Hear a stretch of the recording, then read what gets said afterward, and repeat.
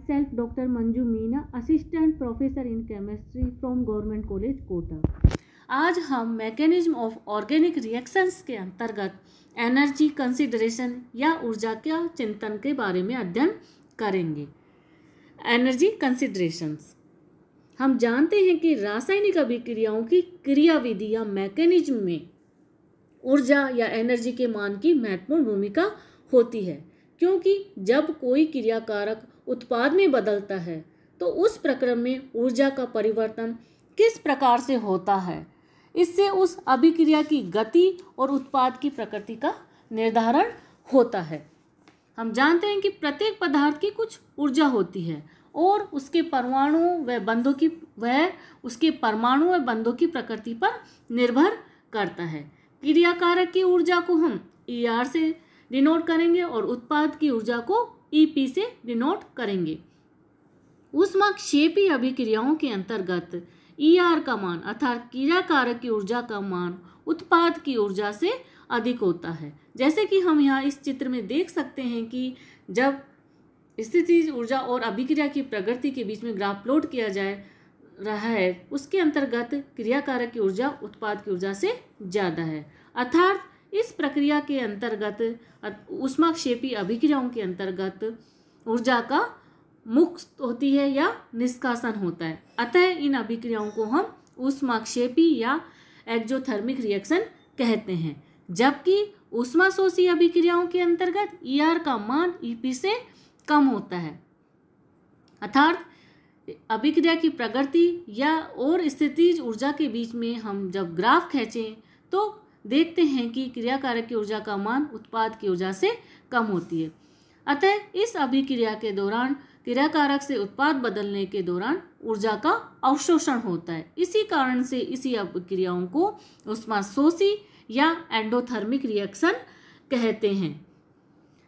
अतः यदि ER का मान EP से ज़्यादा है तो ऊष्माक्षेपी और EP का मान ER से ज़्यादा है तो ऊष्माशोषी अभिक्रिया संपन्न होगी। और यदि ER और EP का मान लगभग बराबर हो तो अभिक्रिया के संपन्न होने में ऊष्मा का कोई आदान प्रदान नहीं होगा। इसी कारण ऐसी अभिक्रियाओं को हम उत्क्रमणीय अभिक्रियाएं कहते हैं। सक्रिय ऊर्जा अभिक्रिया चाहे ऊष्माक्षेपी हो या ऊष्माशोषी, क्रियाकारक अणु जब तक ऊर्जा की एक न्यूनतम मात्रा को प्राप्त नहीं कर लेता तब तक वे रासायनिक अभिक्रिया में भाग नहीं लेते। ऊर्जा की इस न्यूनतम मात्रा को ही हम सक्रिय ऊर्जा EA कहते हैं, जो कि हम यहाँ देख सकते हैं ऊष्माक्षेपी एवं ऊष्माशोषी अभिक्रियाओं के अंतर्गत। संक्रमण अवस्था ऊर्जा अवरोध के शिखर अर्थात उच्चतम ऊर्जा वाले स्तर वाली स्पीसीज को ही हम संक्रमण अवस्था कहते हैं। उत्पाद एवं क्रियाकारक की एंथैल्पी का अंतर डेल्टा H अभिक्रिया की एंथैल्पी कहलाता है। डेल्टा H बराबर होता है HP माइनस HR। यदि रासायनिक अभिक्रिया में एक अथवा अधिक मध्यवर्ती उत्पाद बन रहे हों तो अभिक्रिया 2 या 2 से अधिक पदों में संपन्न होगी और जितने माध्यमिक उत्पाद बनेंगे उतना ही ऊर्जा अवरोध में खड्डे होंगे। जैसा कि हम यहाँ देख सकते हैं कि यह 2 संक्रमण अवस्थाओं के द्वारा पूरी हो रही है और इसके मध्य एक खड्डा है जिसे हम मध्यवर्ती के द्वारा दर्शाते हैं। 2 पदों वाली अभिक्रियाओं में 2 संक्रमण अवस्थाएं होंगी और जबकि मध्यवर्ती उत्पाद केवल एक बनेगा। संक्रमण अवस्था तथा मध्यवर्ती में अंतर। संक्रमण अवस्था की ऊर्जा उच्चतम होती है, जबकि मध्यवर्ती 2 उच्चतम ऊर्जा स्तरों के मध्य की होती है तथा इसकी ऊर्जा दोनों उच्च ऊर्जा स्तरों से कम होती है। जैसा कि हमने प्रीवियस स्लाइड में देखा था कि मध्यवर्ती एक खड्डे के रूप में होती है, अर्थात संक्रमण अवस्थाओं से इसकी ऊर्जा निम्न होती है। संक्रमण अवस्था एक या अधिक पदों वाली अभिक्रियाओं में पाई जाती है, जबकि मध्यवर्ती सामान्यतः 2 या अधिक पदों वाली अभिक्रियाओं में पाई जाती है।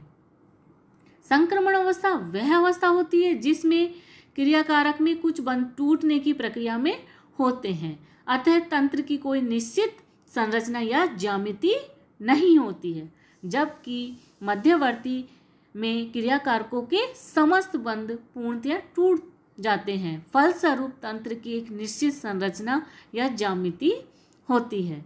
संक्रमण अवस्था को हम प्राप्त नहीं कर सकते, लेकिन मध्यवर्ती को विशेष परिस्थितियों में प्राप्त किया जा सकता है।